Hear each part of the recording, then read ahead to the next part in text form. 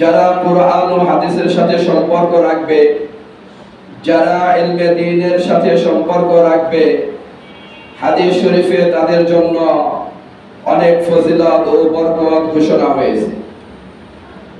বিশিষ্ট সাহাবী হযরত আনাস ইবনে মালিক রাদিয়াল্লাহু তাআলা আনহু থেকে বর্ণিত, জনাব রাসূল করিম সাল্লাল্লাহু আলাইহি ওয়াসাল্লাম ইরশাদ করেছেন, ইন্না লিল্লাহি আহলিনা মিনান নাস।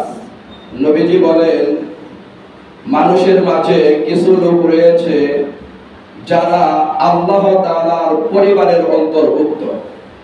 ক্বালু, সাহাবায়ে কেরাম বললেন, মান হুম ইয়া রাসূলুল্লাহ, হে আল্লাহর রাসূল, সেই সমস্ত লোকগুলা কারা যারা আল্লাহর পরিবারের অন্তর্ভুক্ত? ক্বালা রাসূলুল্লাহ সাল্লাল্লাহু আলাইহি ওয়াসাল্লাম, নবীজি বললেন, আহলুল কুরআনি হুম আহলুল্লাহি ওয়া খাসাতুহু।